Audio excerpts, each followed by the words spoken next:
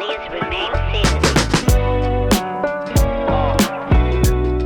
to another edition of Laugh Your Way to the Top podcast. I'm Austin Fain. This podcast is sponsored by Perfect Steel Solutions once again until we get better advertisements because I own it, so we'll do it like that. Here today we have Alan, and he is going to be talking about a new upcoming program that we have started, and he's going to talk about how he ended up back in Fort Wayne, Indiana, helping us out. So, Alan, how you doing, bud? I'm doing great. It's good to be here. Yeah, about 10 o'clock at night in the factory. Right? It's fun. It's my second favorite place. After a long day, but you had a sale today. I sure did. So it's not good. I haven't spoke much about Alan's position here. What is your technical position here at Perfect Steel? So on paper, I would be the project specialist. So I'm in charge of the rehash program, going back to all the accounts that we had in the past that have kind of fell through, and trying to attack them again and try to get them on board and seeing if they're interested in doing any business with us. So. Yeah.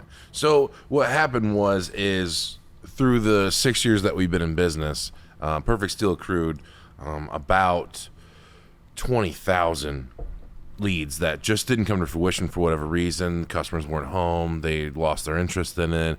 We had a wrong number, we had the wrong address, anything that could possibly be misconstrued. It just didn't come to fruition. And so we needed a way to sift back through that. And the only way to do that was to send either professional canvasser or a salesperson to all those things. And so I found the best of both worlds with Alan. And I was like, well, it's probably start time to do that. So we compile a list of everything that's old, not fresh stuff. And then he goes and revisits those, and we'll get into that here in a little bit. But that's kind of where Alan came to be. But tell us a little bit about how you got here. What have you been doing? What's your previous jobs? Because you've been in the canvassing world for some time, even in the corporate stuff. And then now back to kind of the retail market and stuff like that, and not even in Fort Wayne. I mean, you traveled way far away from home because you were born here. I was born in Illinois. You were born in Illinois. Mm-hmm. Grew up in Fort Wayne then? No. Okay. Well, at some point you were in Fort Wayne, right? Yeah. Well, some point you were in Fort Wayne, yeah. And then moved away. And what are your other fields, and what have you worked in the past? So my initial entrance into just the canvassing or door-to-door realm was going to be door-to-door, direct TV, and Dish Network. So a lot of the stuff that I've done in the past has been canvassing and closing. It's never been just canvassing or just closing until recently. But I started doing direct TV and Dish Network sales. We were a contractor for one of the largest subsidiaries of both of those companies, called Clear Satellite. So that's like a sub. You didn't work directly for Dish or anything like that. No. So it was these are just people an that affiliate retailer. Okay. Correct. Yeah. Mm-hmm. So did that from about 2015. Went from Arizona. That's where I was living at the time. Hopped in an Astro van, like a 1986 Astro van, and drove my happy ass all the way up to Washington, Bellevue, Washington. Okay. And it was completely new for me. My background was in like landscape construction, and I'd worked at a golf course for like a year and a half. So I had some customer service stuff going on, but not really. So while I was working at the golf course, my buddies came home from that summer, and they were like, oh man, like I just made 15 grand in the summer. I made 30 grand in the summer. And I was like, you guys are freaking lying. You guys are liars. There's no way you made that much money.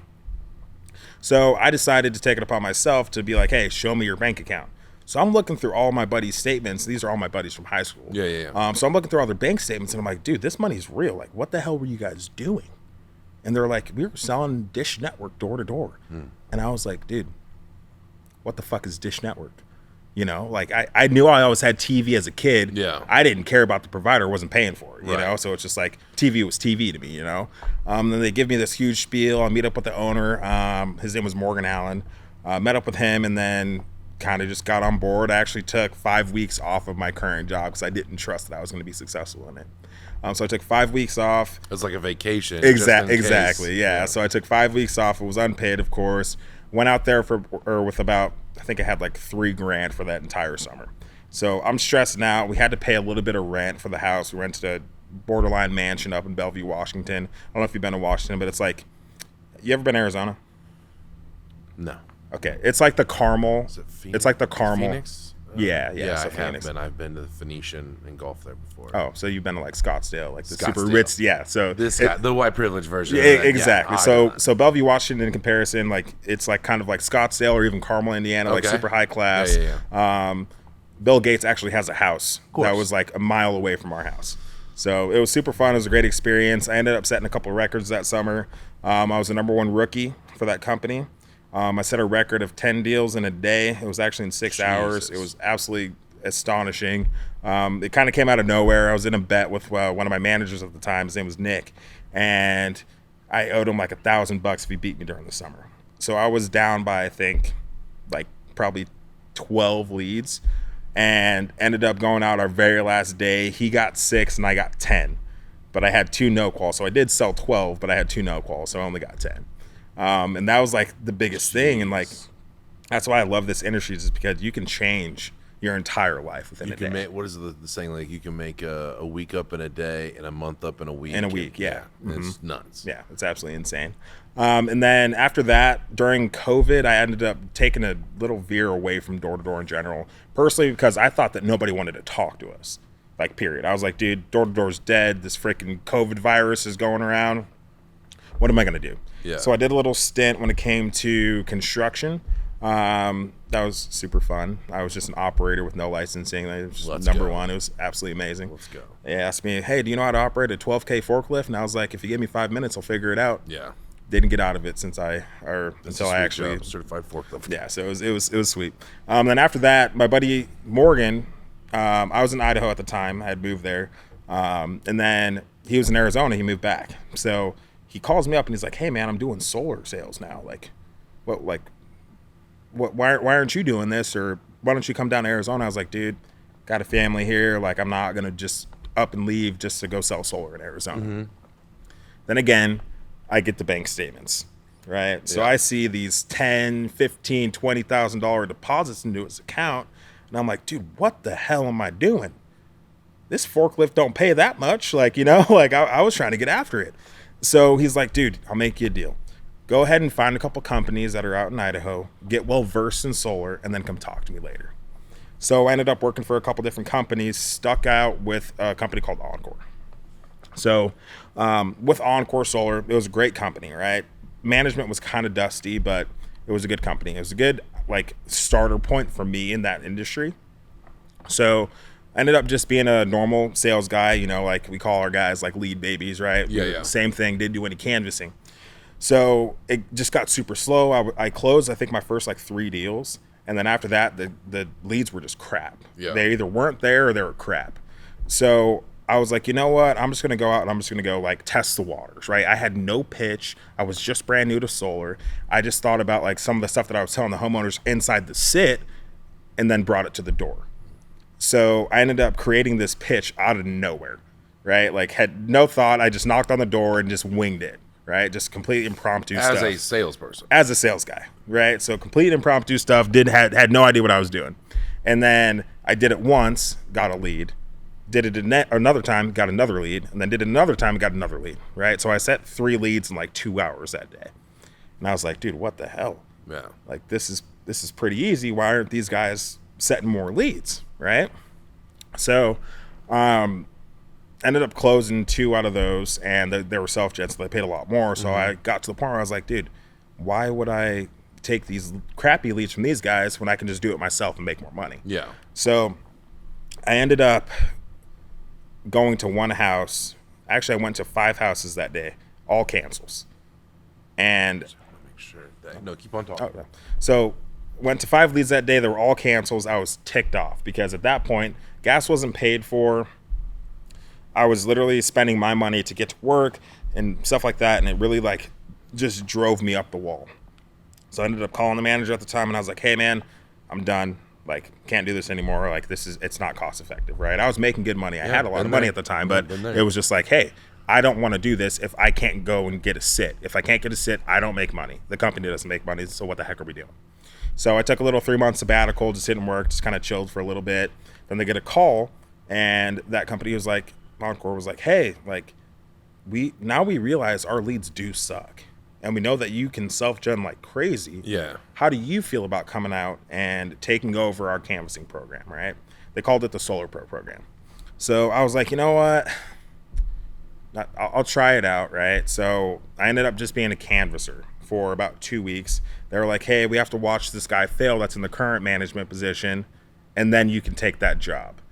And I was like, It's a weird management strategy. I was like, whatever, okay. So I'm like sitting there, I'm getting leads, I'm smoking it. I had every incentive that they threw out, and then so did the manager, right? But he was so focused on what he was doing as far as him generating income versus seeing his team grow so he can generate even more, right?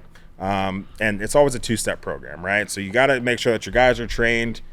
If your guys are trained the right way, you make a lot more money, right? And then you can also go out and start making your own money, right? It's not very hard for you to do that job, but not a lot of people got what it takes to be in that management role. Right. So I ended up waiting like a month. They told me it was going to take like a week or two. I ended up waiting a month, and I was like, guys, this is bull crap. I'm about to be out of here if something doesn't change, right? So we had another meeting. It was me, the Solar Pro manager, the head sales manager, and the regional Solar Pro manager. And we all sit down and we talked the night before, and we're like, hey, we're gonna like trade you out for Chance tomorrow. We're gonna have that conversation. And I was like, okay, cool. So we have that conversation, and at the end of it, Chance was still the manager. Ugh, weird. And I got to the point where like, dude, I'm done. Like that, like this is ridiculous. Why would they do that? Why were they had a problem jockeying those positions around? And it's because the guy, his name was Luis, right? Luis had been friends with Chance for so long, and Chance was a top producer and a high performer. He just couldn't manage worth a crap. Right. So he wanted to give him another chance, right? And it was like, hey, we haven't talked to you about this yet, but we need to sit down and tell you that you're failing your team, right? It's not about just your deals, it's about everybody else's too. Mm-hmm. And Chance somehow convinced him, because they had 2 years of experience before that. Like me and Anthony were completely fresh to the company. So at the end of the day, he gave him another chance, and me and Anthony were looking at each other like, dude, what the hell? Yeah. Like, we had talked about this as managers last night. How did we get this outcome? So I'm on the verge of quitting. Anthony's infuriated because Anthony and I just meshed, right? Like yeah. we ended up doing some crazy stuff for that company. But anyways, about a week later, ended up becoming the manager. Okay. My turnover rate was very, very low.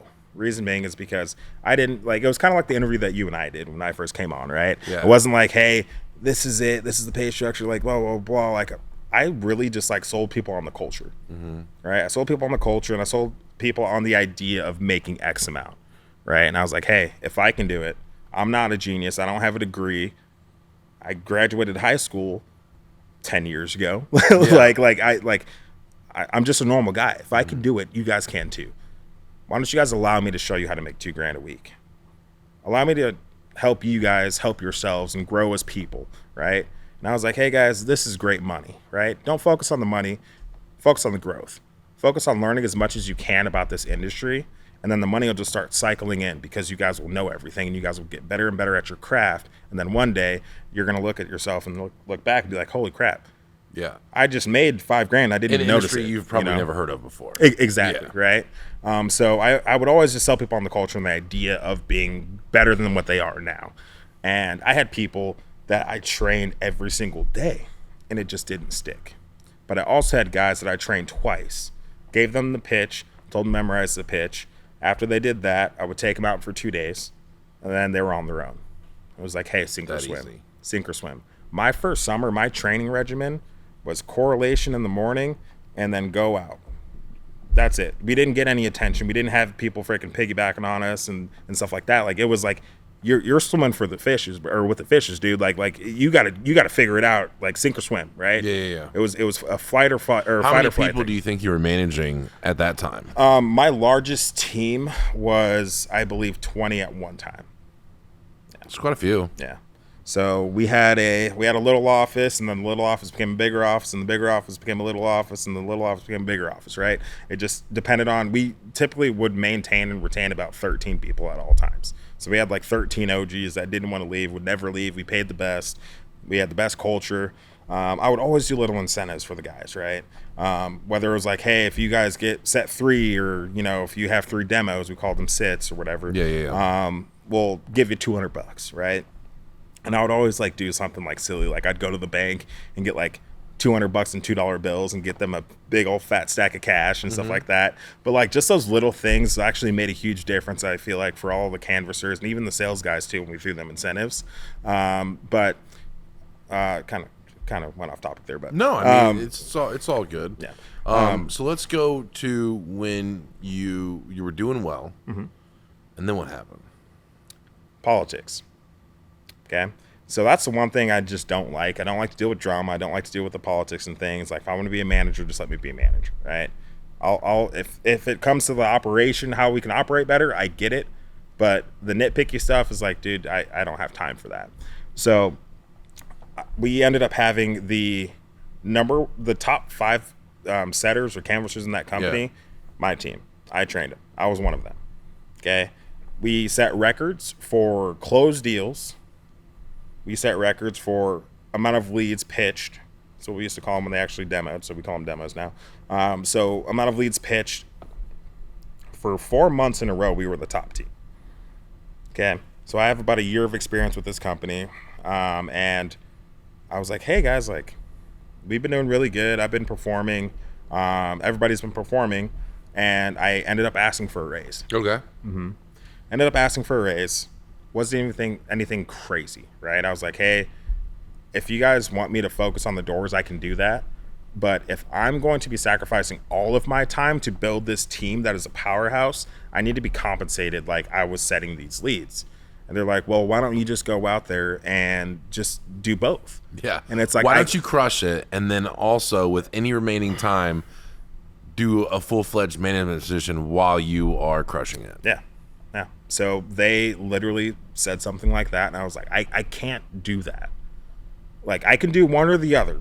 Yeah. I can do my normal training. I can do that. But we're only going to get so good if I take like X amount of time that I have in the day. We're only going to get so good. Right. But if you allow me to do this, I can show you how we're going to get a lot better. Yeah. Right. We always have a thing here that you're always going to have studs, right? You're in any company that you have. If you have the number 1 insurance guy or the number 1 car sales guy or whatever, you're always going to have the studs. And the problem with a lot of management, upper management, when they look down, they're like, are you giving enough attention to this guy? Are we giving him everything he needs? And what happens is the rest of the team gets lost in the minutia of what's going on. If you look at the numbers, hardly any other companies out there can you say that the top guy or the top couple guys do more than the entire team put together. And it gets lost. Almost every single company I've ever worked for is they spend so much time on the top people, not figuring if they would spend more time with the entire team, it would bring in more gross all the way around. Like it's a very common thing, especially in this industry, because you're always going to have talented people. You're always going to have real down to earth, and likable people. And at the end of it, if they have a problem, if they have issues, or they're hard to deal with, or whatever, you spend all your time trying to please those people, and you forget about the rest of the team, knowing that probably the top 2 or 3 or the bottom 3 guys probably are doing more communicatively than the top guy could ever do, and they're probably cheaper, less expensive, whatever. So I'm guessing that's kind of what happened.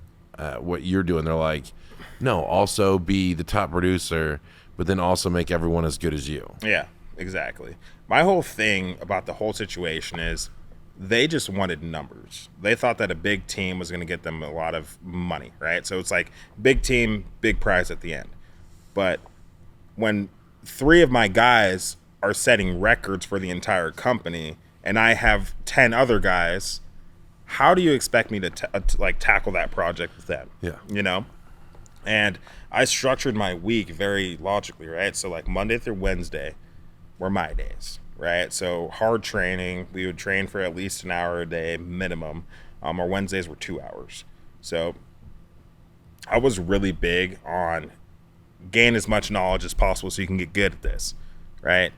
I would tell people when they first got hired on, it's like, hey, I don't want to be you guys' babysitter, right? I will teach you guys everything that you guys need to know about this industry, but I don't want to be the person that's to call your mom or call your wife or call your girlfriend and tell her that you can't pay the bills this week, okay? I need you guys to... That's a lot of training.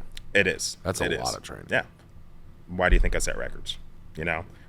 It's one of those things where it's like, the more... If you are one of those guys, like, let's say our veterans today, right, that are working here, they don't have to come to all the training meetings. They don't. Right? Yeah. So it's like you come to 1 or 2 per week just to show face. You don't have to say anything.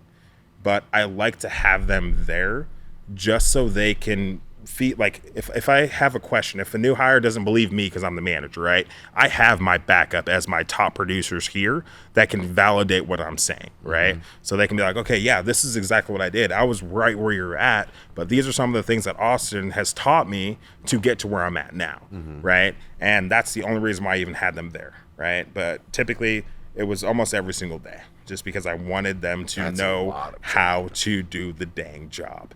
And I feel like honestly, like I felt like I was doing them a disservice at that point if I did not train them enough, right? Because it would reach a point to where I couldn't teach them anything else, you know? Well, I mean, you bring up a good point that struck me is that you were doing the hiring as well, right? Mm-hmm. When you look someone in the eyes and you promise them so much, we don't try to overpromise anyone. I don't believe that you're that type of guy anyway. But when we've had Jimmy on the podcast a couple of times, when he hires people, he's telling them like, this could change your home life, this could change your whole financial structure, you know, be more time off, more time with the family, you're gonna make great money, less hours, yada yada yada. You're telling them that as fact. Absolutely. And then if you don't give them the amount of training, or if you don't give them the amount of time or help or whatever, you're failing those people that you've convinced that are definitely going to be more well off now that they've met you than not. Mm-hmm. It hits hard when they're like, hey man, I can't do this. I've had 3 paychecks in a row of, you know, a couple $100. I can't do it. And we're like, yeah, I probably should have spent more time with you and done all that kind of stuff. Sorry, I got busy with either, you know, life, other work stuff, yada, yada, yada. As a manager, that hits hard in the canvassing field for sure. Like if you don't spend enough time with the rest of the team, the people that aren't doing well, that you've hired and said, dude, this is going to be sick. And then 3 weeks go by, you're like, this isn't as good as you said it was. You're like, it could be if I had more time with you and yada, yada, yada. Yeah. So I get that. Mm-hmm. So I tried my best to structure it to where it's like, hey, I'm going to make you a promise. I will teach everything that I know, right? I have 8 years of experience in this industry. I will teach everything that I possibly know. But you guys have to make that executive decision to actually run with it and make that money that I'm telling you right now that you can make, right? Yeah. And I never wanted to do anything that was going to make me feel like I failed my reps, right? So, like, dude, if somebody was struggling, I would drop everything in the middle of the day. If I was canvassing by myself with another rep, hey, come out here. I'll show you how to do it again. And I would hand people deals all the time. Like, no, I didn't care, right? Like, because I could go out for an hour and get my leads and go home if I wanted to, right? But it was all about making that sacrifice and building that culture to where I care about you. You're not just a number, right? You're a part of this family. And I feel like that's so important to be super involved with every single one of your reps, whether it's, you know, taking them out just on a one-on-one. I used to have those all the time. I used to love one-on-ones. And that's just simply, let's meet up at the office and let's sit down one-on-one and tell me what you're going through or what's working for you, what's not working for you, you know, and just kind of really diving into their mindset because you never know what people are going through, right? It's a huge thing. I mean, Jimmy was on here and telling me, like, you don't know, their dog might have died, their mom's sick, you know, their car just broke down. You don't know what's going on. They're like, I've had a rough time, but you haven't spent any time with them throughout the week. You're not up to date on the new news. Yeah. They might have some stuff to celebrate, and you haven't celebrated it or whatever. Mm-hmm. Yeah. One-on-ones is hard to do, though, with the time management if you have to go out there and kill it at the same time. Exactly. It's really tough because you can't be like, hey, man, you got 5 more minutes to tell me exactly what's wrong with you so I can analyze it and send you back out into the field.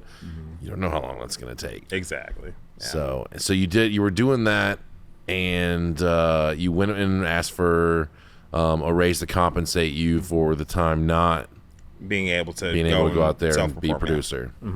And And they pretty much told me to get bent, and I was like, cool. even your buddy I'm out. Anthony. No, Anthony was on board. He's like, dude, you deserve a raise. Like, what we've done here is spectacular. Now it's like, sweet. Like, can you have my back on this? Actually, they did offer me a raise. I forgot about this. Okay. They did offer me a raise. I had an overhead structure that capped out at like $30 a deal or a demo or whatever, and they raised it $5. We're talking less than a couple $100 a paycheck, maybe. Yeah, The difference. exactly. And I was like, I didn't even give. I said, hey, I want a raise. I'm not going to tell you guys how much I want the raise I to like be. that style. All I want you guys to do is give me an offer for what you guys think I'm worth. You're asking them to value you. Exactly. What is my value to you? Exactly. Right. And they told you. And they told me. They told me, dude. They told me. And I laughed. So the vice president of sales flew out to Boise, Idaho, just to visit with me about this. And I laughed in his face. And I was like, I hope you guys can find another sales manager because I'm done. So then after that, worked for a different company. It's just a little startup. Just they were doing bad business, like. Because you probably don't know a lot about solar, but like, you know how that we have like our red line, that's what we used to call it, but I know your bottom dollar, right? Yeah. So we have a red line, and these guys are selling people like, it's like the equivalent of somebody selling $2,000 a square. I think I kind of want to go into Redline a little bit. Sure. Because for the people who don't know what that is, so most of those companies, I'm not going to speak, and you can correct me, for the companies that you worked for, is they have a red line on what they sell deals for. And the reason for the red line is they don't actually do any of the work themselves. Most of the time, they're subcontracting out to actual installers. I don't know if Encore had actual installers. They did. They did. But like other companies, they usually don't have installers, so they go, okay, we can sell a deal for X. We have to sell it for this because this is what they're going to take for the product to install and yada, yada, yada, and the financing and all that other stuff. Correct. When we give it off to they're basically paper pushers. And, and then they give it to the guys that actually go up on the roofs and install this stuff. So, like, that's why it's important to kind of know what kind of company you're working for. I'm sure you asked all the questions and stuff like that, but like a lot of solar companies out there, they don't actually do the work. I don't know if it's a lot.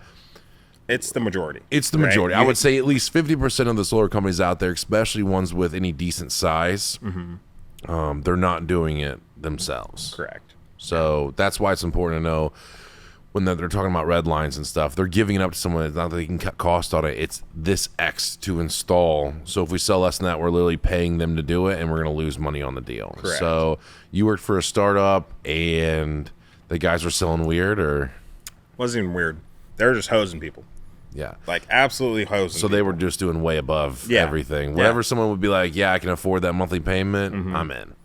Like, I don't even know what they were doing because I'm so confused on how these guys, like, they must have been legends, or they were lying about the price, signing paper. Because the amount of money that they were charging people, like $1,500 a kilowatt is like, if you have a 10 kilowatt system, it's 15 grand. Yeah. Right?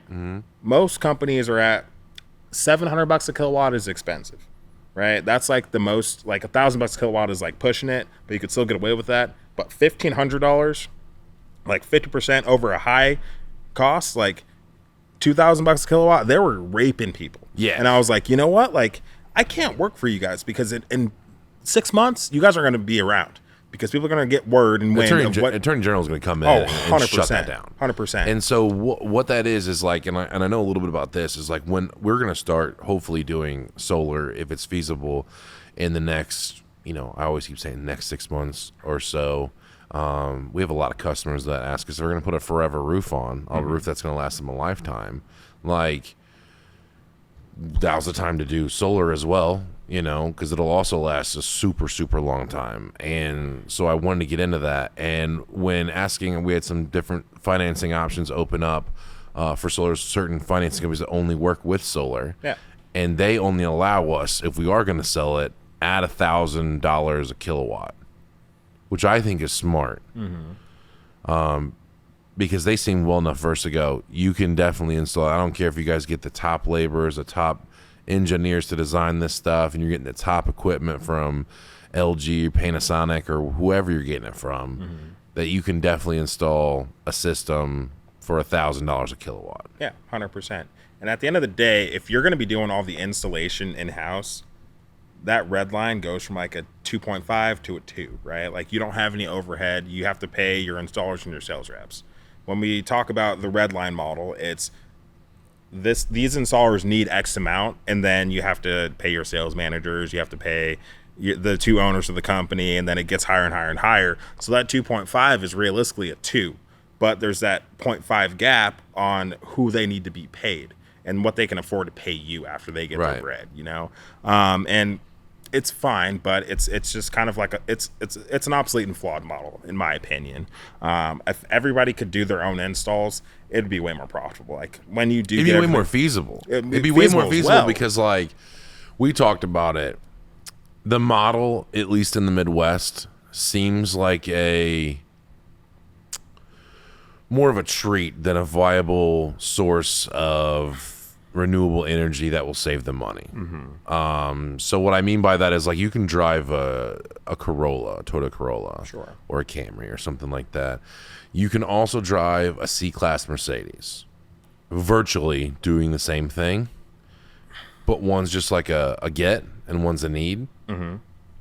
So when I look at solar, when I've done it in the past, like, they're selling people payments, and I kind of wanted to bring you on to kind of talk about that. Yeah. I go into it with, I've done tons of, YouTube research and things like that, which not real research, but when I look at that, they're selling these systems here in the Midwest for anywhere between $30,000 and $70,000 systems for regular houses. Yep. Now they get 27 or so% as a rebate tax-wise if they qualify, yada yada yada. It's 30% now. It's 30% now, which seems good, but you don't actually get to keep that money. You can. It's a terrible thing to do because your payment will go crazy. They say, like, hey, what's your bills, blah, blah, blah, for electricity? And they're like, hey, I spend $200 a month. Well, great. We're going to make your payments $200 a month, and you're going to get a $17,000 rebate. But if you don't give the financing company that rebate, your payments are going up to $300-$400 for, 30 years. I don't know, the 20-year payments or whatever like that. And so when I looked at it, I was like, man, 20 years for something that, like, a payoff like that seems incredible, especially if they get batteries or not get batteries and all that other stuff. Okay, let's say that it is equal. Well, what if I went to you? What's the difference of me saying, all right, Alan, I want to get into the energy resource game. I want to sell you something. You pay me $60,000, and for the next 20 years, I pay your electric bill. What's the difference? What would you say to that if someone came at you with that super intelligent question, which most homeowners wouldn't think of it like that? Yeah. What would you say to that? What are the differences? Why am I different than an actual solar panel?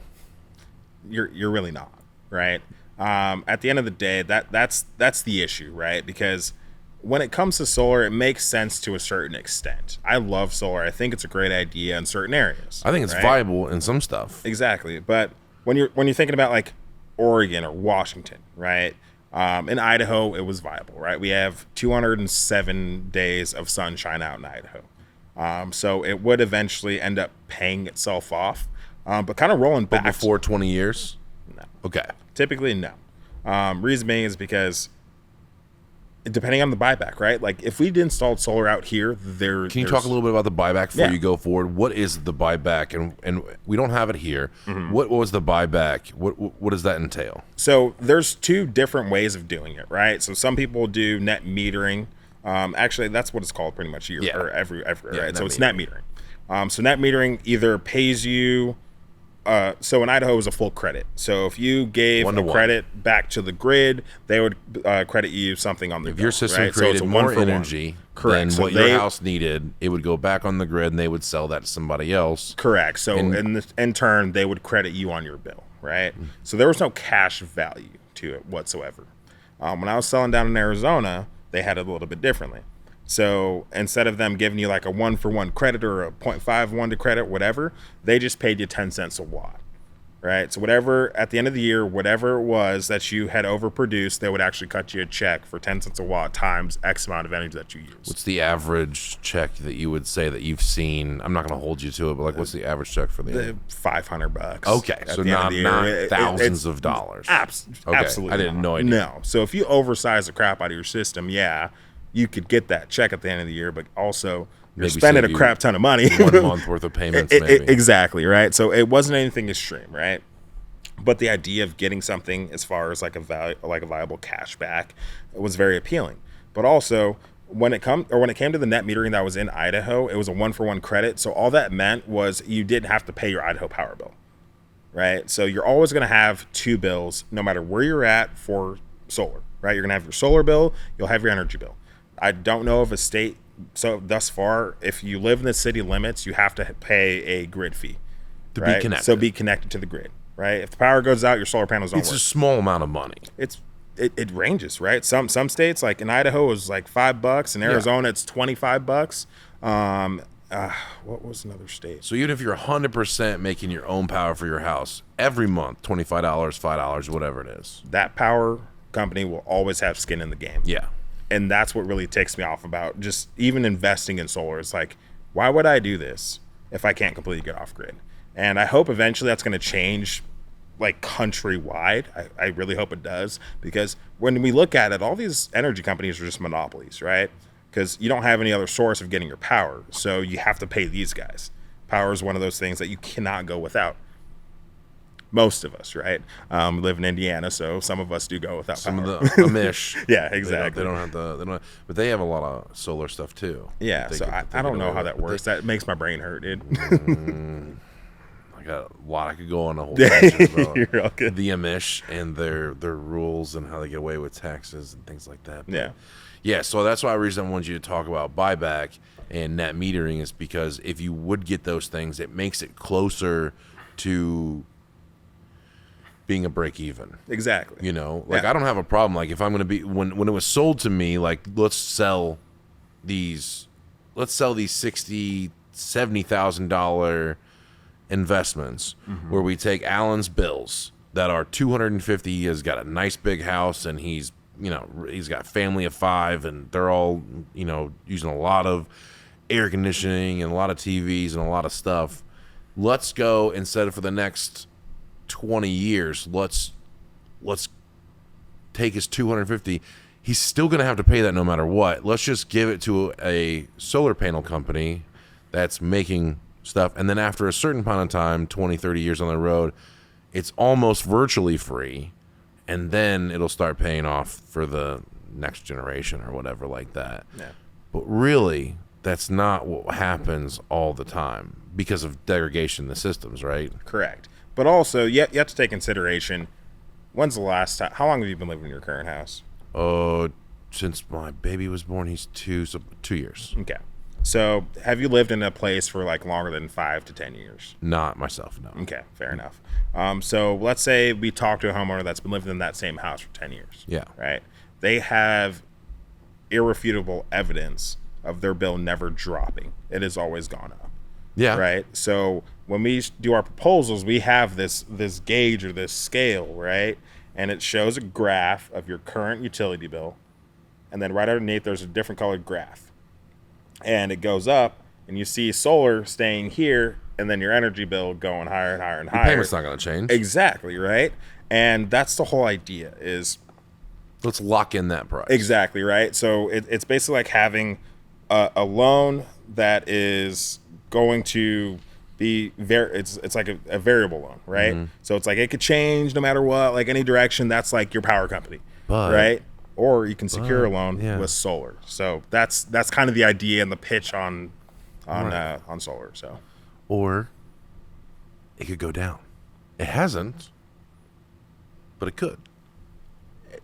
In history, It has never gone okay. down. Yeah, it is. I didn't it's know they're doing a lot more nuclear power plants that are coming in line in the next 5 years. They've Yeah. been working on for already 10 years, and so I didn't know if that was going to decrease.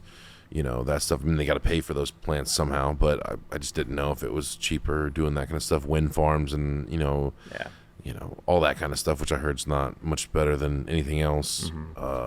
So that's why when I go, okay, that loan, if I go, hey, you give me $60,000 right now, I'll pay your bill. I'm taking the risk that it's probably going to have just a minute increase over the next 20 years. Minute being $10, maybe a month, $10 maybe every 6 months going up. I'm still probably going to be okay. Sure. On my terms, that's why I just don't think it's super feasible. Now, if you go into it with the head of I want to be green, and I want to reduce my carbon footprint, all that good stuff, I think that it's like the Mercedes, right? I'm paying for something. It's like the people that recycle. If you do any research in recycling, most of the time, that stuff gets dropped off at the normal same place, the dump, like everything else. Yep.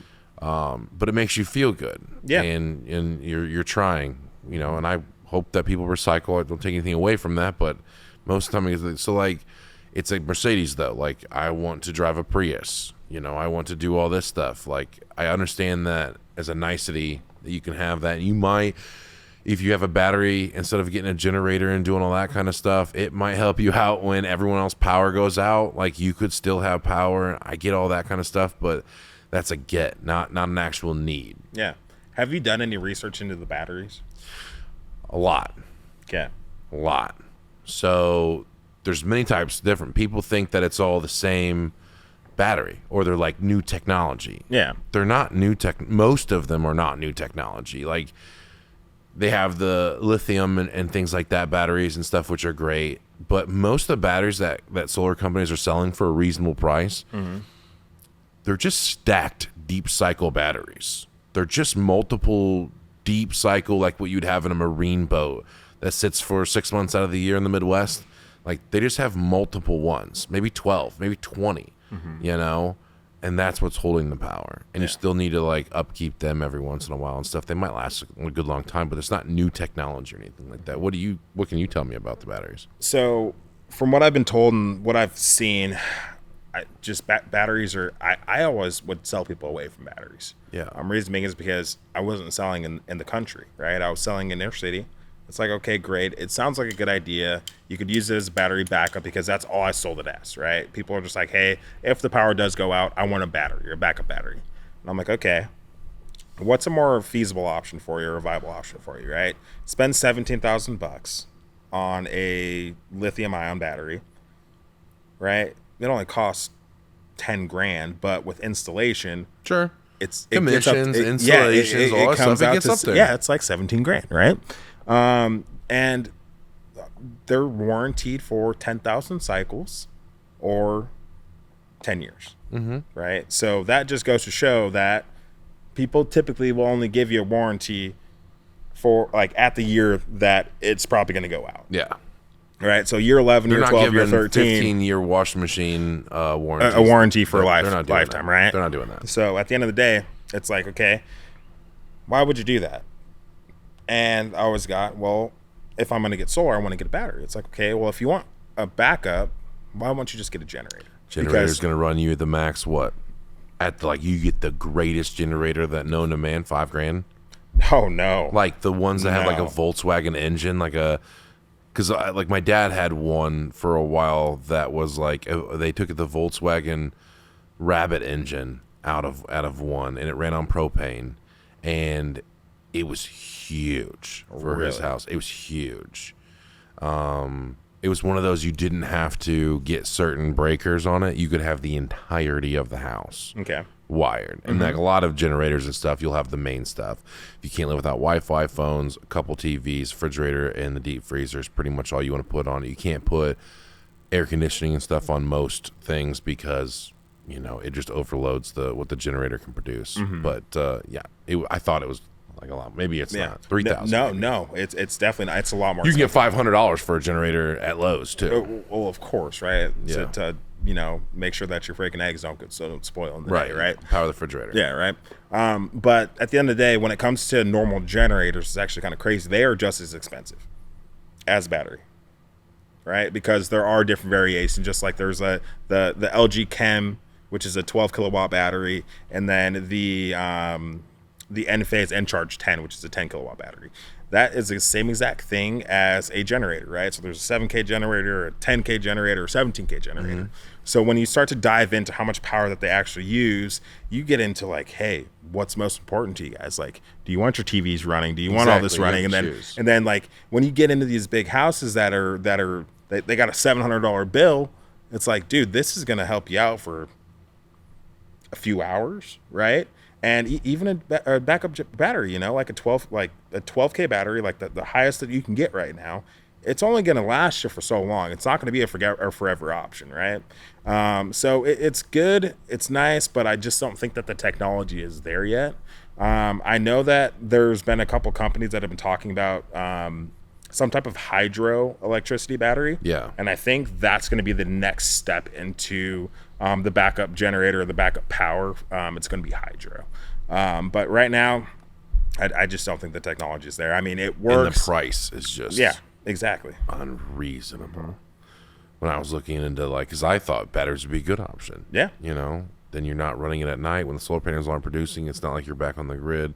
But that was another thing that I wanted to talk about is like everyone thinks they'll have no bill, but if net metering goes away like it did here in Indiana, like what happens is your solar panels don't produce anything during when the sun goes down, right? So you'll always have a power bill, no matter what. Most of us, if a net metering happens, you might produce more in the day when you're gone, and then it might compensate you during the night when you use power. That makes sense to me. Yeah. I'm on board. Net metering went away in Indiana. At least to my knowledge, I don't want to say anything, but when I last looked at it in June of last year or something like that, it went away.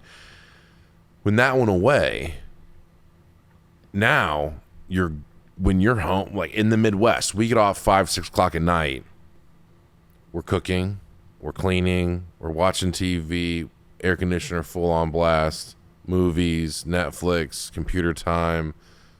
We're only using the electricity really at night when you're the solar panels. So like now pretty much half your bill is still going to be on there, and you're also going to have a solar bill. Exactly.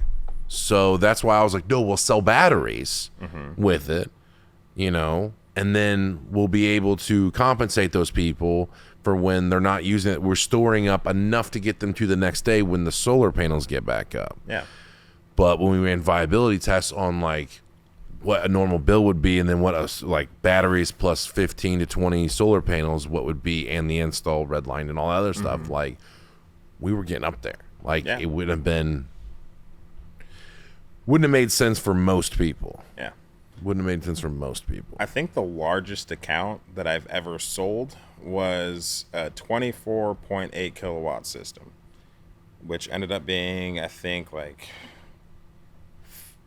42 panels or something like that. That's big. They were all across the roof.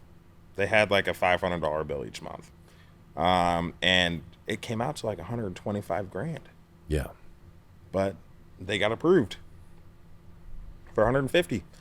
Got the solar panels installed all across the roof. It did not look good. No. We were literally playing Tetris getting that thing installed. It did not look good. Yep. And like I don't know, especially out here, like I almost, like right before this, I almost started working for Blue Raven. I don't know if you've heard of those guys. They're actually new to this area, but they're super popular out in Idaho. But I was just looking for a solar company, right? I've been doing it for the last 2 years. I was like, you know what? Solar is definitely going to make sense here too. I went into my mom's neighborhood when I first got here, and I was like, okay, two houses have solar, so there has to be a solar company out here, right? So I'm going on Indeed, I'm going on the internet looking for these solar companies. None. There's not. I was like, dude, who do these people get these solar panels from? And then I can't remember who I was talking to, somebody that works here. And they were like, yeah, dude, this company called Pink Energy or something like that came in, screwed everything up. That's why we don't have net metering anymore, like all this stuff. And I was like, wait, there's no net metering out here? Yeah, it was Power Home Solar, Okay. and then they became Pink Energy. Then they went super bankrupt. Yeah. Super bank. This dude had his face everywhere. I think they, at one point, one of the arenas or the Colt Stadium or something like that, they were like the main, like, person that sponsored all that kind of crap, and bankrupt, completely bankrupt. And so what happened is that they got into a thing where almost 60% of everything they installed didn't work. Really? Didn't work for one reason or another, but most of it was install. The other, let's call it 10 to 20%, they promised them the rebates and things like that. But these people were either military, these people were on disability and stuff like that. It's a tax rebate, which means if you don't have the tax implications to get $17,000 back on your taxes, then you don't get all that money. By no means. So, like, when you're getting refunds for a couple $1,000s, like, that would usually be like what you would get there. Mm-hmm. You know, if you make $500,000, yeah, you're probably gonna get the whole $17,000 back in the first year. Yeah, absolutely. That's probably what's gonna happen. They're gonna write you a check. But when you're a vet or you're disabled, Social Security, any of that stuff, Have a bunch of kids. have a crap ton of you're not going to get all that stuff because you're already getting tax credits for all that stuff taken away from your tax implications, and you don't get that money back. Mm-hmm. So huge lawsuits. Attorney generals in almost, I think, 6 states filed suit at the same time and just absolutely wiped them off the face of the people. Went in to work and they locked the doors. The servers went offline. Everything. Now these people have solar systems that produce nothing. Absolutely nothing. They're on their house, and there's no one to fix them. There's no one to fix them. There's not. If you call another solar, they're so different, and there's so many ins and outs. Like, they tried to go after Generac too, saying it was like a faulty product that they were given from Generac and stuff like that. And if you go do your own research, you can find all this lawsuit stuff online. Mm-hmm. It's a huge deal because now the company's bankrupt. There's nobody to get money from. Yeah. This dude was good at hiding all his stuff, and they're not going to get much out of this dude. Not in the, billions of dollars. I mean, huge money. And so, like, I thought, well, let's get up off the ground. And then we're obviously going to have our own installers. That's our model here, is have our own installers for everything. That way, if we do have a problem, we don't have to rely on A, B, and C company to try to come through for us. And then we take some classes from Generac or Enphase or whoever and learn how to fix those systems and then, do all that stuff. Because there's no one fixing those systems. You call the number, it's a dead line. And that's just incredibly scary. That really sucks too, because they got a loan from a different bank too. So they're already, even if it doesn't work, they still gotta pay it. They gotta pay it. You gotta pay it forever.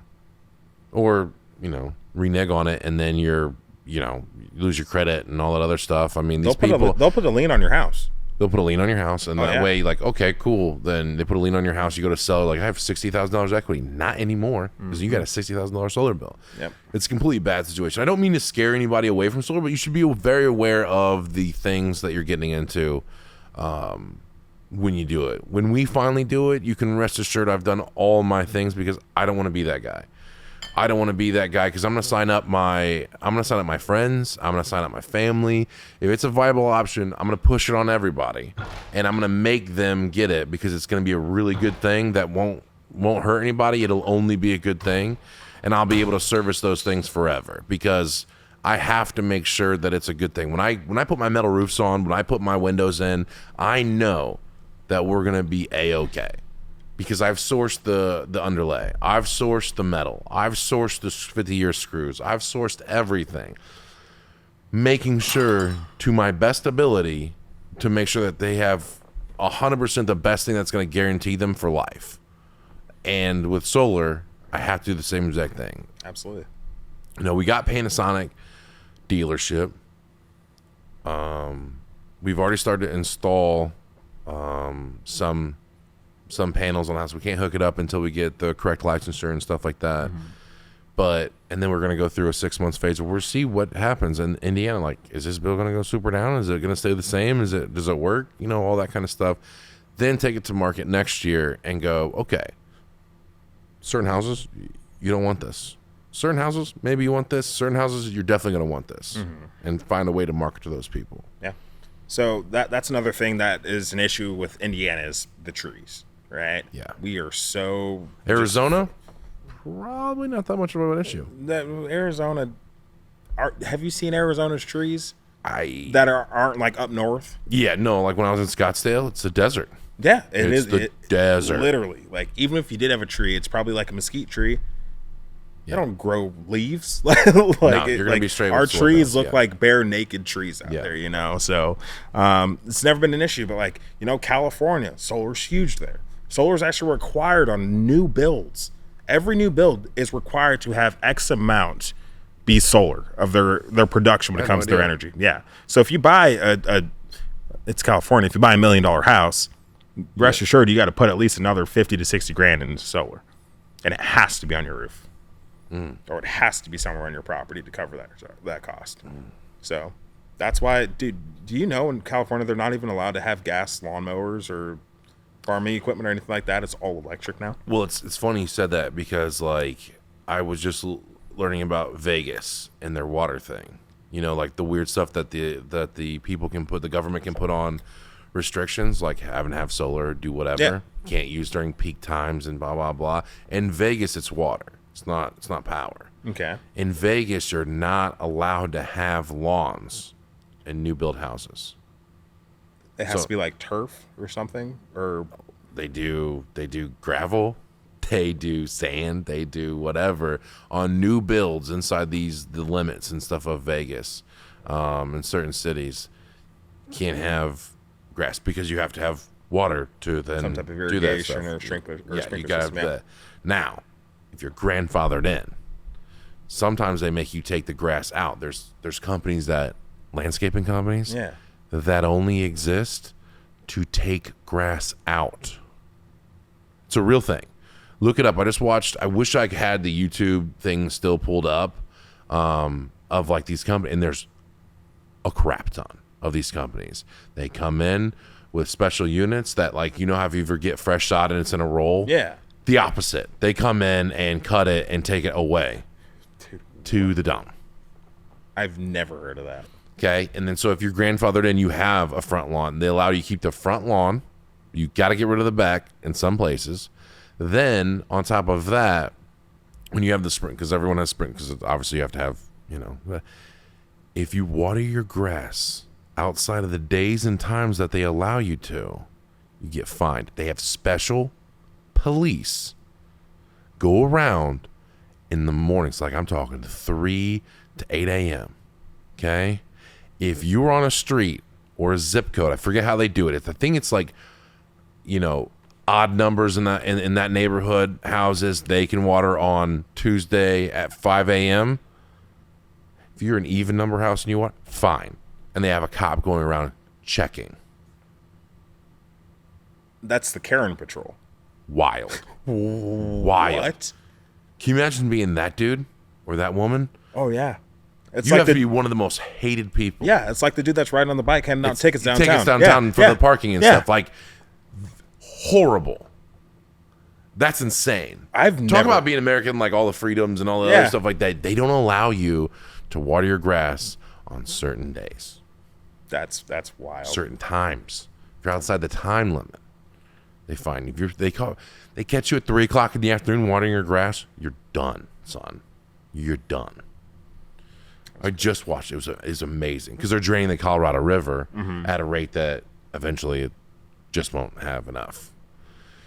So they got to do something now. Now they are giving you a stipend, an allowance to pay some of these companies, like giving you a credit or writing you a check to hire these landscaping companies. This is why they came around. These landscaping companies aren't taking the money out of the people. The government's paying them. Wow. Yeah, Did not it's know wild. that. Definitely look that up. The Yeah. water situation, if you live in Vegas, is pretty nuts. Like, think about the golf courses, all that stuff. I mean, they're all underneath these things. You have to have permits to have water in certain places. It's crazy. So, like, just like that, just people have to have solar and stuff. It'll never be like that in the Midwest. This is a red state. It's probably not going to change. Yeah. So you got out of the solar game. They didn't give you a raise. You moved here to go back and help with some family stuff and you know, and do all that. And then I found you. You walked into my office, my factory in the corner, and we had a good conversation. And I had wanted to roll out this system where we go back and sift through all of the undesirable leads or the things that just didn't. It wasn't felt like now we call everything. We continue to call these leads. There's a couple girls in the front office that call these leads to try to put them back on the board, making sure we didn't miss anybody that wanted a quote. And you know, after a while, phone numbers change. People, you know, just don't answer the phone. People move, yada yada yada. And so we have you given a list, and you ride around and you do estimates on the people's roof. You leave it there. And then you follow back, be like, hey, did you get my quote that I left you? And it's been pretty well received for the first. We've only been doing this for 2 or 3 weeks so far. Yeah. Seems to be pretty well received. Yeah. Most definitely, right? And it's kind of crazy because I feel like every single lead's a new lead because I don't know. I don't look at the dates. I like to have every person that I see on that list just be fresh in my mind. So a lot of these leads, I'm like, hey, like at some point, you know, I'll knock on the door, they answer, and I'm like, hey, I'm Alan, the project specialist from Perfect Steel Solutions. Do you guys remember us? And they're like, no. And I'm like, okay, no problem. So either, you know, a couple years ago or it could have been yesterday. I don't know. But at some point in time, you guys called us out or we stopped by to talk about you guys' roof. I take a step back, a look at it. I'm like, okay, it still looks like that project needs to be done. Is that still on you guys' radar? And they're like, oh, yeah, it actually is. I'm like, okay, perfect. What I'm doing out here today is I'm just giving out some free quotes. I already have a couple people scheduled for some quotes tomorrow. So what time works for you guys, 2 or 4 tomorrow? All right, get them back on route, do my sits, and then we go from there. Nice. But it's been smooth sailing. Last couple weeks have been pretty steady. And honestly, like what I've been noticing is a lot of people are buyers. Yeah. A lot of people are buyers because probably a good 75% of my entire list, these guys already have a new roof, but it's just not our new or not a roof from us. Oh yeah, we talked about that. Yeah. Like since it's been, I mean, we've been in business for 6 years. Like in the last 5 years, if we didn't put the roof on, they needed a roof. We're only stopping at houses that need roofs. Exactly. So if they didn't get it from us, they got it from somebody else, and that's something that I really want to do with. You can do a lot of stuff with the information. We talked a lot about when you started. Is that I'm totally okay with not having immediate success before we kind of filtered in and kind of like had certain stuff that we wanted to really attack. I wanted to know everything. I want to know how many people got roofs because we missed them. We didn't service that customer like we should have. It could have been just a buying thing where they're like, we're too expensive. But also, it can't be everybody. Yeah. We just didn't sit down and talk to these people at all. And they bought from somebody. And we're going to know the prices and stuff, but it's good to know that if 50% of the places that you go to that are not interested anymore have a new roof, 20,000 leads, we missed out on, you know, hundreds of millions of dollars. Yeah. I mean, that's a bunch. So it's kind of crazy. The deal that I actually sold yesterday, she is a mortgage closer for Mountain West America. All right, so she goes in and people sign contracts and paperwork with her, and she does all mortgages. So I'm talking to her about our warranty, right, and how it's transferable up to 15 years. And she's like, man, I will tell you what, these people are going flipping crazy for these warranties. She's like, people pay an extra $6,000 to $15,000 right now for a warranty on their home. Yeah. And I was like, that's absolutely amazing. Like I'm getting this from the source now. Yeah. So when it comes to breaking down the numbers now, man, it's so easy. It's been so easy for me. The only reason I should have been 2 for 2 today, right? The only reason why I didn't close another deal is because he had another company coming back tomorrow to give him a quote. It's weird that the Right. timing is like that, right? I know. Like I've been doing this for a while now, Yeah. the better part of 10 years. And the amount of times we'll fresh knock a lead, I get in the next day and they go, well, we got other people coming out this week. I'm like, did you call them as soon as we did? No, we already had it on the schedule. You guys just happened to come by at the same time. I'm like, what are the odds of that? Mm-hmm. So it'd be interesting to see what happens with that, you know. What is when you have, like, you probably ran into some when you're in the solar game. Did you run into where people said, like, I have another solar company coming out Absolutely. and I want to see what they offer me and stuff and keep you honest? How did you leave those houses, like, at the end? Because it's very similar to the metal roofing industry. I can talk about what I did is I would never talk negatively about another company right off the bat. If your salesperson is talking bad about any specific company, that doesn't look good. It's never sits well with any. You can talk bad about different parts of the industry if you want to. If you can be real broad, be like, I wouldn't go with a guy in just the back of his pickup truck and doesn't have a real company and yada yada yada. Yeah. I wouldn't go with, like, maybe the Amish. They might answer their cell phones, blah blah blah. I don't know who you're meeting. I won't ask specifics, but, like, those are some general things. And I leave them with, like, depending on who they were, more intelligent, less intelligent people, 3 to 10 points. Like, this is what I want you to ask them. And you keep them honest, okay? Like, what's the warranty on their screws? Get the name of their screws and look it up. I'll give you the name of my screws, and you can look it up for yourself. The metal. Where are they getting it made from? They're not making it. I can guarantee you. I'm the only one in Indiana making and selling my own metal. So that's the second one. Then, like, gauges, then, like, warranty stuff, then see the paperwork, read the warranty, have them print you off and leave you a warranty. I'll do it. And then with the financing fee, like, what is that? Like, they can offer you 60 months, you know, no interest or something like that, but there's a fee to that. Like, what's the fee for that kind of stuff? I'd load them. I already covered all my bases with all my stuff. I'd leave them with that and be like, if you cross that off and everything's better and the price is better, you should go with them. Yeah. You should. And you should call me because I need to do better. Because I'm trying to do it as low as possible. I'm trying to do as low as possible with the highest amount of stuff. We do ours quantity. It's not, we don't need 5 jobs a month and we all eat $10,000 of profit on each job. No, I'm making a couple $1,000s on each job and we keep on rolling. And that's it. That's the way I've always done it. Yeah. So what did you do when you had someone like, hey, I would commit you to everything sounds good, but I got 2 other people coming this week, Alan. I want to see what they're offering me. It's the same thing I still do to this day. All right. I ask them a series of questions. The first one is, all right, guys, do you see the value in our company and do you see the value in our product? Are we the type of person that you guys would feel comfortable doing business with? They tell me yes or no. Typically, it's going to be yes, Yeah, right? they're not gonna lie Put to on you. a show, Yeah. right? Yeah, they're not So, gonna be like, I don't trust you at all. absolutely not. This is I can't wait to get you out of the house. Yeah.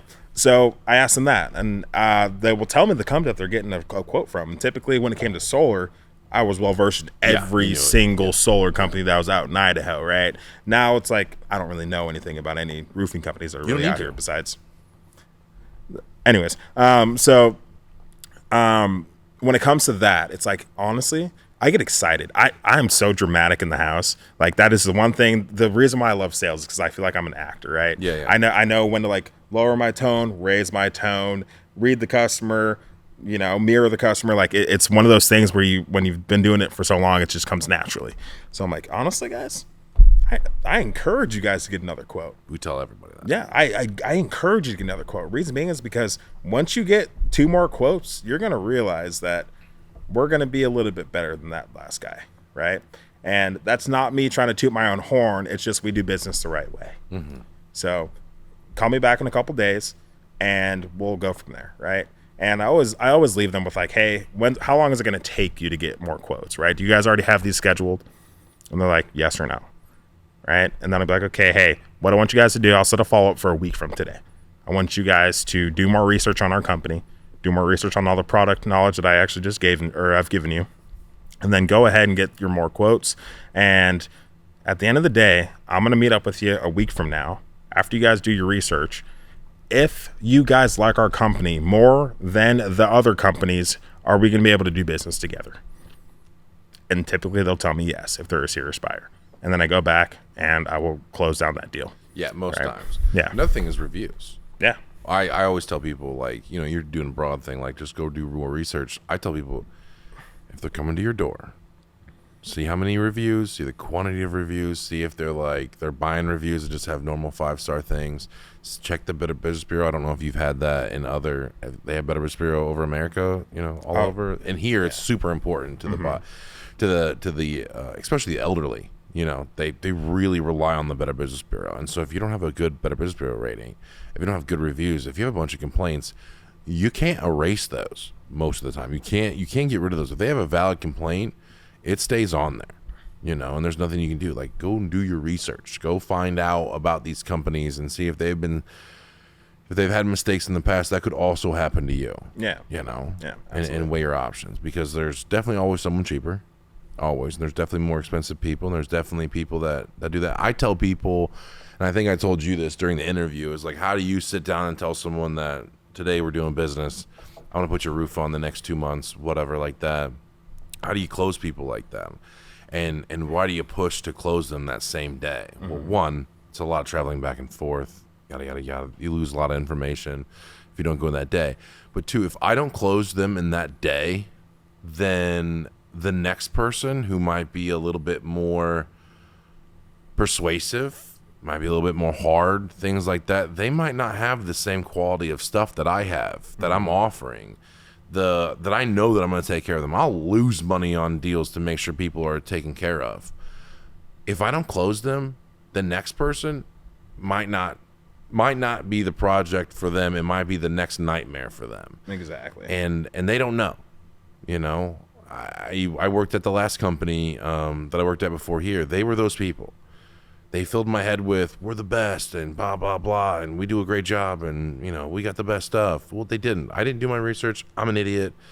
I sold lots of people, and they bait switched a whole bunch of stuff. It was terrible. And I go, there's probably other good companies out there that I railroaded their sales pitch and sold over them and sold them a way inferior product and a way inferior service, and they probably shouldn't have bought from me, you know? And so then when I started this, I go, well, that's not going to happen ever again. Yeah. I'm not leaving it up to a salesperson to make sure that they get what the customer needs. I'm making sure that the company only has one avenue, and they can't deviate from that. They're getting 100% or they're getting nothing. You know, when we get a lot of times, I go off into tangents a lot, but if they go, hey, we understand. You got the best metal. You got the best screws. You got the best installers. You got the best warranty. You got the best blah, blah, blah. But we don't really care about a lot of that stuff. We got a quote for an ag panel for $7,000 less. Can you just do that? We want to do business with you guys. We know that it's a lesser quality thing. Will you guys just do it? And I tell them, negative. We're not doing it. We only have one standard. That's it. And we don't deviate. We don't do shingles for people. I don't care if they're willing to pay the exact same amount. The exact same amount of our normal metal prices and stuff. I won't do shingles. I won't do ag panel. I won't do none of that stuff. Because it's just one avenue. It works. We've been doing it for 6 years. Our warranties are so few and far between. It's nuts. You know, so many millions of dollars of roofs, and I sleep so soundly at night when it rains. It's crazy. When a lot of these companies, if you're a roofing company and it rains, they're like, oh my God, please don't leak. Yeah. And I sleep totally good. That being said, there was a thing that happened probably 4 or 5 months ago with a house and right across the edge in Ohio that we did. We've been battling this house for a while. It's a super old Victorian style house. It was built very poorly. They had all kinds of different shingles and shake and slate and over the years, and they had like the slat boards and everything. The siding wasn't good. Nothing was good about this house. We've redone the roof twice. She sends me videos in the middle of the night. It's like 1 o'clock in the morning. I'm in the barn having my bang and my cigar, and she's crying. She's like, it's raining in my front porch. I'm like, damn. Okay, I got you. And I leave. I go to the factory, and Zach actually meets me up here. I forget what he was doing. He gets in the car with me. We go over there. We throw ladders. We throw tarps. We do everything that we can do during that time. And we just get it to stop leaking at that time before the real men can go out there and repair it correctly. We did repair it correctly. Knock on wood, it hasn't leaked since then. But that's, I feel like, what other people wouldn't do. Yeah. You know, they wouldn't give that level of service. If I promise that level of service in a house, but I don't think that most people can promise that. I back that up. And I don't boast about it. We don't put it on social media. We don't do that. Something that goes underneath the table that I don't talk about enough, because like I think that people just generally believe me when I say it. But like, if you go with a lesson for your company and you have a real problem in the middle of the night, are they going to show up? Like, that's nuts. We will. Yeah. I'll do some stupid stuff.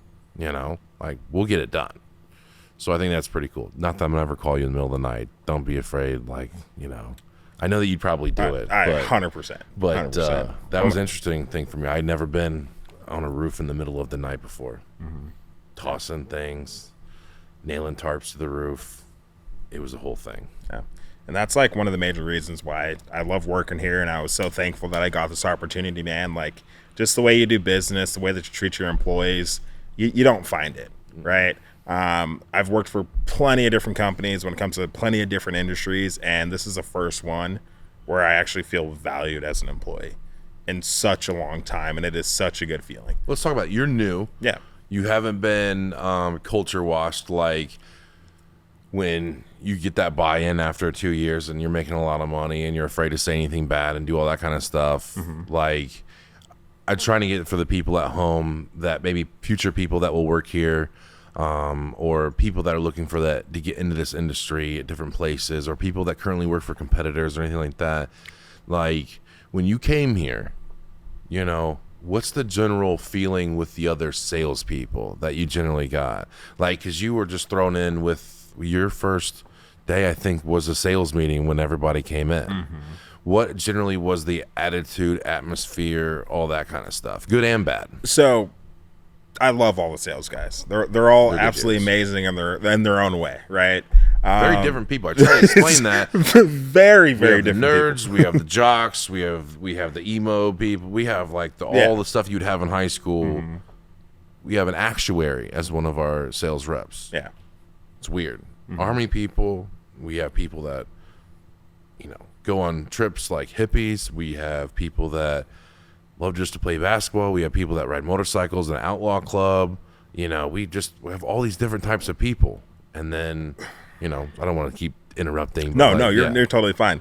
It's just funny because, like, I've always been a part of that rah-rah group. You know, like the people that are like, oh, let's get hype, you know? And it's like, I'm just not used to, like, coming in here and, like, we all mesh, right? Like, so we all have fun together, but it's like, it's fun on like such as like a way more level. Like, we're all adults here, and I'm like on this, like, I'm still 21. Like, let's go make a bunch of money. Let's play Katy Perry. Let's do some jumping jacks. Exactly, right. Yeah, and we've all worked at those places that have been in this kind of industry, especially door to door, where they have to generate that excitement before you go out and get absolutely decimated at the doors. Right. They have to raise you up, be like, this is awesome, best day of your life. Yeah. Now go get told no 100 times a day. Mm-hmm. It's not like that here. Yeah, exactly. No, it's not like that. But no, man, like I haven't had any issues whatsoever at all. I absolutely love everybody that works here. From the installers that I've met, the front office ladies are absolutely amazing. Marketing is absolutely great. Like, you've done a good job when it comes to your selection of people that work here. I think that, like, I psychoanalyze things. I have like severe ADHD. So it's like I spend a lot of time like making sure that like everything's right in my life, you know, and that's why I typically don't sleep, because, you know, that's why we're here. I'm always thinking, right? 1 o'clock in the morning. So at the end of the day, it's like it's kind of crazy because I keep trying to figure out like, hey, this still seems like it's too good to be true. Like things are already flowing enough. We're getting deals. We're selling. Like, and it's like, what's missing here? What am I missing? Right. And it's just because I'm like scarred from the stuff in the past that I've dealt with different companies that I'm just waiting for like something to happen. Right. And it's just because, when are they going to mess with my paychecks? When are they going to change the paychecks? Exactly. When are they going to crack down harder? When are they going to not let me have vacation? When are they going to, where's the people that they keep in the closets? Where is the, the favoritism to the people that are the top dogs and then everyone else gets shitted on? Like, where is that? Because that's what happens at every single company. Every single company, right? So like I'm sitting here waiting for like something to happen, and it's comforting to be like, oh, I can't even see that happening. That's like my validation every single time I think about something. It's like I can't even see that happening, and if it does, it is what it is. But I literally cannot see it happening. Yeah, like this is one of the best experiences I've had. Good for a sales company. Period. Yeah, we wanted like that. We had a sales meeting at my house. Yeah, that was freaking awesome. Just do something different. Get stagnant, and, have a barn, try to have a normal sales meeting where everyone can talk freely. Everyone's pretty on board with helping everyone else out. And then it's just positive. I mean, took a group of guys out to Ruth Chris the other night, and that was fun. We had a good time, and everyone else didn't go, why did those guys get to go? Just different people's times and everything. And it was just fun. One of the guys there wasn't even top dogs. I talked about that the other day in my podcast. Like, we don't always even take the top dogs. Yeah. One of those guys wasn't even top dog. So, and I got to go, and I'm not top dog. So, but they took me because I'll pay. Dog, right? Yeah. I have to pay. That's why they took me. So I'm glad you enjoy it here and stuff like that. Do you have any questions for me? That stuff that you've ever wanted me to talk about or anything like that? Man, I feel like I've talked your ear off about so much stuff already tonight, but honestly, man, like what's your goal? Like where do you see this company being in like the next 2 to 3 years? Not even a 5-year plan, like next 2 to 3 years. What are your plans, and like what do you need to see from each individual to get you to this next step in your career? Okay. 2 parts. One, it's I gotta find the ceiling at some point. There's gonna be a ceiling of how many things that I can do without going crazy. How many projects can I successfully do in a year? How many jobs can we sell in a year? How many jobs can we install in a year? How many can we do? Because when I started out 6 years ago, I didn't know,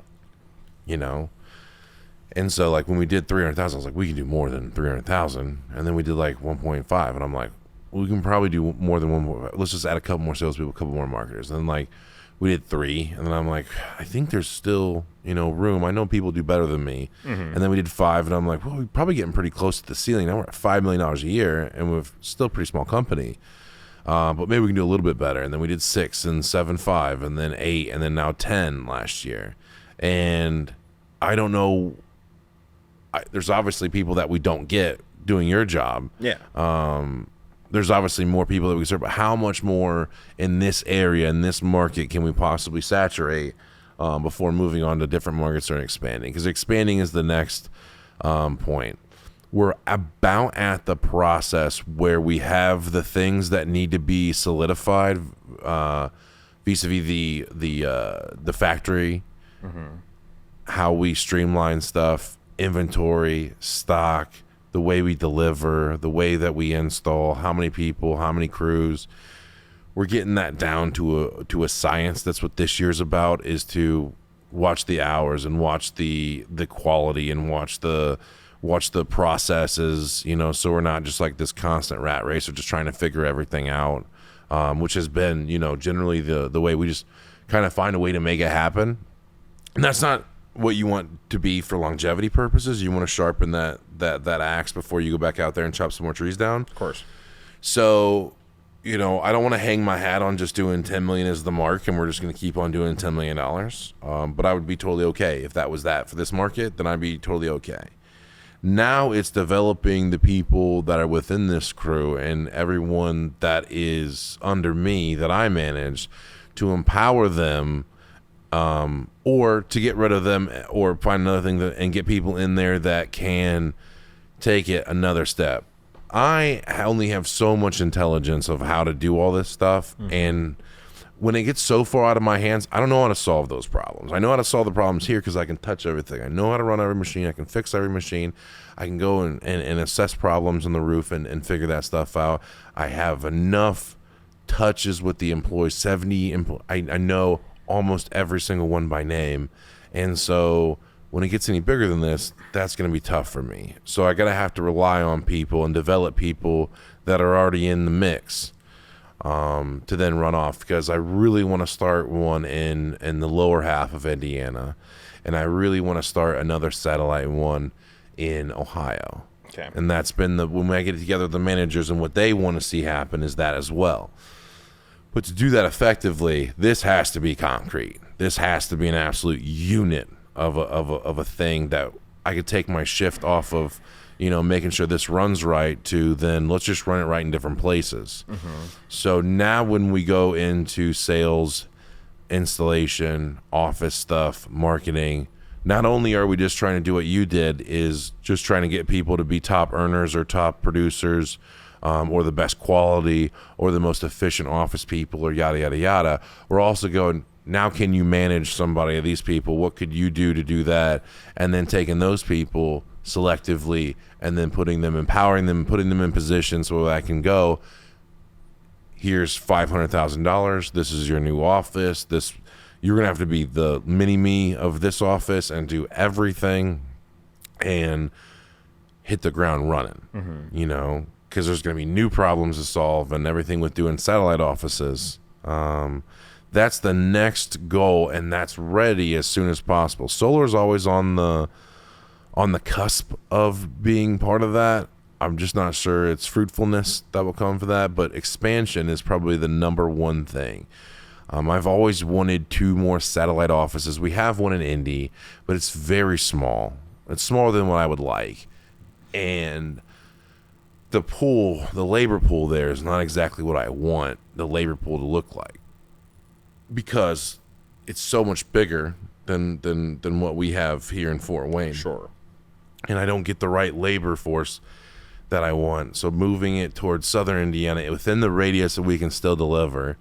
We already have plans drawn up of how we want to do that and the investment and the money it would take. The second thing is just being completely debt free. So like when I had to buy the $1 million of machines and $1 million buildings and all that other stuff, like, let's go back to zero, where whatever happens, we want to be able to be in charge of our own destiny. Now, why this is important and why I want to pay off and be zero, even when money's cheap. When I got these loans, these are cheap. The money was cheap. It's starting to go up now. Interest rates are going up for everybody. It's no different in the business world, in the corporate market. No matter what your DMB, which is the credit score of companies versus the credit score of an individual, interest rates are going up. And there's really no benefit to paying that off early besides the molecule of savings that you'll have. But I want to be completely debt free.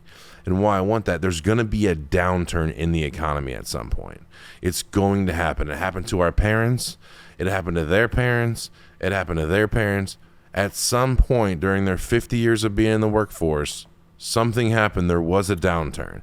And when downturn happens, everything changes the way you do business. When my father went through it, he was very good. I got to see the structure that he put in. He did more vertical and horizontal integration, which means that he reinvested even harder into the downturn on machines and training and that kind of stuff. And he was in manufacturing as well. Mm-hmm. What that did for him was, when all these places started closing and not making it, that he didn't have to rely on those people. He made the stuff that he needed to keep on going in-house. Part of the reason we were so successful in COVID. Now, what it means for us during the next recession, okay? When I'm in charge of my own destiny, if I don't pay anybody else, like banks and stuff like that, if I'm debt-free, I can follow this market all the way to the ground. I can, instead of having to sell for hundreds of dollars more right now, I can chase it all the way to the bottom and nothing has to change here. And that's what I'm really preparing for when I go take my money and when the projects get done, I hold 30-50% back, put it into an account, and that account is to pay off all the loans. Again, they're very cheap, but if I pay off those loans, I don't have to worry about Big Brother coming out here and being that I have to make a certain, let's call it, I don't know, I want to say it like a certain nut, but like I have to make a certain amount to be able to pay my bill so I don't lose my business. I will own this building and I will own these machines and I'll be able to I can give the product away for free. If everyone can work the same, I will be way stronger if I lose no one during the downturn. When the stuff picks back up, which it always does, then I will be tenfold stronger than any of the other companies. So what I saw a lot in the roofing companies is they had to cut everybody. They had to cut down all the people that made their lives easier, whether it be assistants or extra factory help, and the managers had to do way more. And those people, I want to take that completely away and go, we can just get really, really skinny. We don't have to make the profit. I can work on 5% profit margins instead. If I'm paying the light bill and I'm paying for repairs out of my own pocket and things like that, if we're doing less with more, I don't have anything to worry about. This thing's going to be so strong that no matter what happens, no recession, it goes completely my way. And that's kind of like the expanded version of like what my 2 and 3 year goals are. Yeah. Hopefully in the next year and a half, it'll be completely done, and then no one has to worry about where they're going to work for 30 years. Like, this place is going to be here and it's going to be just as strong as it ever was. And I don't have to worry about doing so many millions of dollars a year or being so profitable and any of that stuff. Yeah. That actually gives me a lot of clarity and relief because people don't realize it, but currently right now we are in a recession. You think so? Oh, 100%. Like, if you look at the numbers, you look at the economy, we are in a recession. It is just not being said through the media. So that's why, again, like, we're still selling a ton of accounts, but the amount of people that are like, have you seen what the economy is doing right now? Have you seen the stock market? I'm not doing any big purchases right now. Like, I'm holding on to my. Are you hearing that from customers? Yeah, 100%, 100%. Like every other day, probably. Well, the big one that I heard, and we'll start to finish this up. Yeah, you're good. But what I've heard from customers when they go, hey, we got the money, or we have the financing, we can afford it, but it's the elderly that are on Social Security benefits or the extra stuff that the government was thinking about cutting or taking away. Yeah, people got tight. People got tight. And it wasn't the right decision for them at the time. We've had a lot of those go back on the board recently of like, now they passed that thing, they put another cap on the Social Security or whatever, and now everyone feels good about it again for the next 10 years or whatever. But that was the only real one that I got. You've been getting some other stuff as far as interest rates and stuff is concerned, or like? Oh, well, 100%, right? So it just like by the standard of what a recession actually is, when you look it up, you look at what are the signs of a recession. If you listen to like any big podcasters, or you listen to any people that are, I'm a conservative guy, so I listen to a lot of conservative people. Like Ben Shapiro talks about it all the time. He's like, hey, we are in a recession right now. It's just not being talked about. And it's not directly affecting us just yet. I mean, just the sole fact that all of the outward countries are switching to the Chinese yen and not using the American dollar anymore. The American dollar is just depleting in value, right? So at the end of the day, it's not bad enough to where it's like, hey, everybody's going to start firing people. But if we don't start making a change to a different direction, it's going to get bad. But it seems like you already have kind of like a plan, like worst case scenario, if there is another recession. It's not if. When, of course, it's right? It's going to happen. Exactly. It's going to happen. And the people that are just paying their pockets at the top, the people that are in my position, they're taking those, they're buying boats, they're buying lake cottages, they're buying extra houses, they're going on vacation, they're doing all that stuff. They're paying off their houses. They're doing whatever with the money that they make. That's not the right move. That is just not the right move right now. I'm not the smartest guy, and I'm not a conspiracy theorist, and I usually don't worry about the future as far as the negative stuff because I try to handle all that stuff. Yeah. But if you're not thinking about what you're going to do during a recession when you're having a business, I don't care if you run a sandwich shop or a lawyer's office or whatever, if you're in an industry that could possibly take a downturn during a recession, you need to think about how to fortify yourself that it's not going to be really a big deal. There's some stuff we can control and there's some stuff we can't control. COVID we couldn't control. We ran with the punches. No one saved money for COVID. No one thought that was going to happen. Nobody thought there was going to be a lockdown for 2 or 3 months. Like, we didn't think that was going to happen. And you can't prepare for that, but you can prepare for recession. It's pretty easy. Yeah. You know, I love Brendan Shapiro too. That's my dude. Way more intelligent than I could ever comprehend. 99% of humanity. But like he's you know, he would tell you the same thing. Is like you have to fortify yourself. You know, if you don't want to make huge concessions, and that if you don't care about the workforce like I care about the workforce, then you might be okay cutting everybody. Just get super skinny and do what you can with what you got. Do less with more until it comes back around again. If you can fortify yourself and make deals for, you know, better product that's cheaper, faster, make more stuff in-house, manufacturing stuff. You know, we bring a lot of our marketing and stuff. I get paid training for those low times. We did a lot of like learn how to internet market, learn how to blah, blah, blah, sign up for these classes, take your general contracting test, do all this kind of stuff. You know, if you're not doing that during the slow times and stuff, or during the when times are good, then the slow times are absolutely going to decimate you. Yeah. Because I remember when Dad had to lay people off. I don't even remember. I was way younger, probably 20. This was 10 plus years ago. And then I had to hear about, you know, we had to lay off 30 people today. And I'm like, oh, I don't feel like doing anything. I wasn't even a real part of his company during then. I was like doing forklift stuff or, you know, doing accounting or something like that there. And when he had to lay those people off, and I'm like, that's 30 families. It's not just 30 people that you have to lay off during that same. Those are 30 families. You might have affected 100 plus people during that. Because in a conventional relationship, it's 2022. I'm not gonna think, but I'm just gonna use a sample. Yeah. The man works, the woman's at home raising 2 kids, maybe 2 plus 2 kids, you know. And maybe grandma lives with them, whatever. Now you have just effectively let go of 5 people in that one thing. Now, that's 5x of what you laid off 30 people. That's a lot, dude. You've changed the course of maybe that family's history and their livelihood, and I don't want to do that. Like, that's a lot of weight for me. And so now we're just making moves and do that, and then we won't have to worry about any of that stuff. Yeah, absolutely. That stuff here, we pay cash for all of our cars. We pay cash for everything. We don't have no loans. Except for these machines and billings, there's 0 loans for everything. We don't mess with the banks. We don't finance anything. Even when I should have financed stuff, I don't finance stuff. And that's all to solidify that we have a more, a longer, healthier future through the downturns and stuff like that. So, yeah, that's...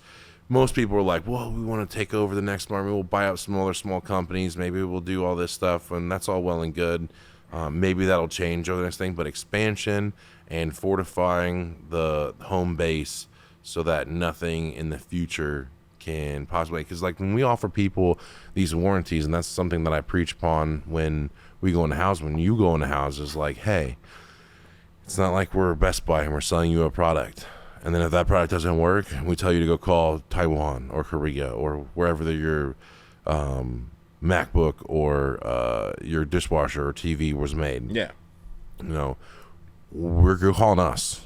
We're coming out and we're fixing it. We're replacing it. We're doing whatever we need to do. We're here. And when you see these other companies that are fly-by-night guys with the longevity of only 2 or 3 years at a time, they come out super hot and do all this other stuff, and then something happens, they made bad decisions, and like part of it's like divorce happens and they ruin roofing companies all the time, drinking problems, DUIs, things like that from people at the top.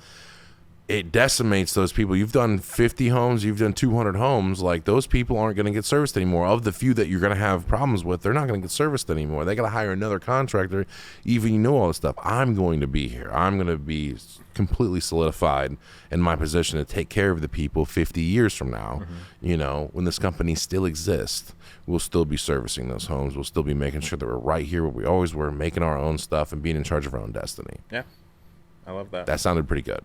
I love that. That just rolled off the tongue, but that was absolutely amazing. That was you a little did good, dissertation. I think I want to end tonight on that. If you guys have any questions about solar, about roofing, about gutters, about windows, any of that stuff, in the future, I'll have, I think, more installers now. I think we're getting tired of the managers and the salespeople, but we're going to do more installation. I'll put some stuff on the TV, and we'll go through installation problems and stuff. If you guys want to see anything, if you guys want me to talk about anything, if you see this on TikTok or Instagram or one of the streaming services that this podcast is going to be on, just reach out on Facebook or whatever, and tell me what you want to talk about, and we'll get it done. So, Alan, thanks for being here, buddy. Hey, man, it's been a pleasure. Cheers, bud. Cheers. Please remain